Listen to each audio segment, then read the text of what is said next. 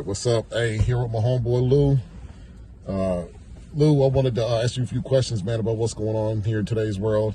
I wanted to ask you how you felt about how you feel about George Floyd. You know what happened then, up until now, where we sitting, and how do you think about community safety, and with the police involved and everything? Like, how do you think that could get better, or were they doing wrong, right? Just give me some thoughts on what you're building with.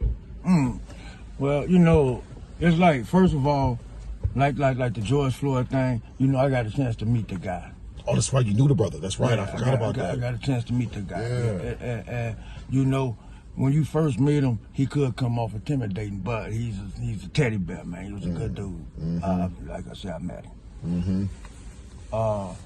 And now, we understand nowadays, we understand that a person with a badge on and a star, if they doing something wrong and we witness it, you know, it's very little that we can do. Yeah. Yeah. But the thing is, they had it filmed. Yeah. They had it filmed. Now, by them having it filmed, they still waited 3 days to arrest any one of them cops. But let it would have been the other way around. Or it couldn't even have to be the other way around. One of us doing the police like that. We can do one another like that. Or our name just could be implemented in it. And guess what? They're going to come and get us that same day. They're going to haul us down to the police, to the county jail for 72 hours investigation. Quick. But if the police do something wrong, they can stay free until 72 hours. If the evidence point to him. And the evidence pointed to them cops right then and there. So that was enough evidence right there. So we understand now that the law enforcement ain't abiding by their oath. Now, and that's where it started at. So, and that's where you got to start from the attorney's office on down to the a turnkey, and that's the person that do your fingerprints and lock you in that cell. You know, make sure that oath that they take, that they standing on it. And they not letting these officers just do wrong and get away with it. Right. And that's how today's world is. So what do you think about, like, when you think about, we know how the officers are, and like they don't have the community's best interest at heart. They don't. So what do you think about how would it look like safety wise without the officers around? How would that look like?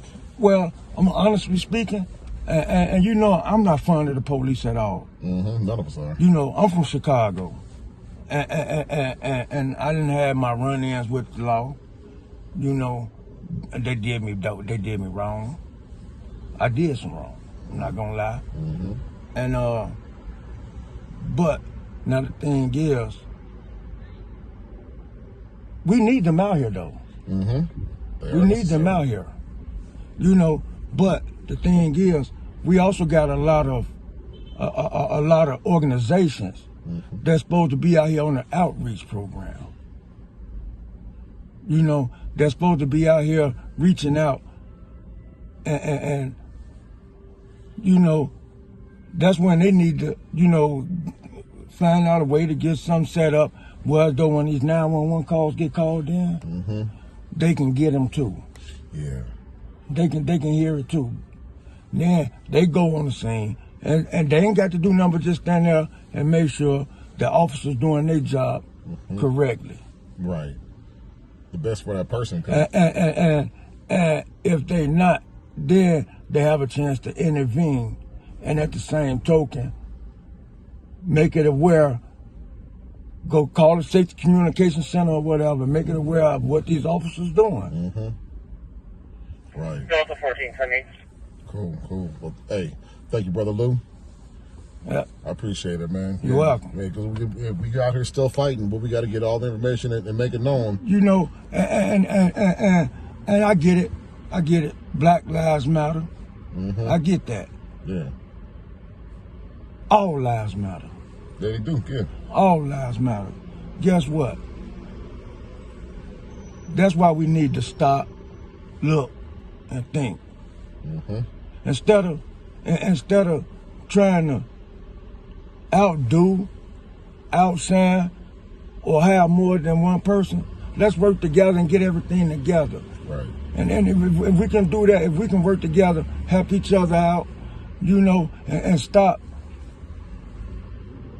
downsizing and criticizing and hating on each other, man, it'll be much better in this world. Yeah, well, like treat everybody like kinfolk. Yeah. Because you know what family does? With family, everybody gets a plate. Everybody Gets a plate. You family, you know, you eating. I remember my grandmama used to tell my aunties and my mama that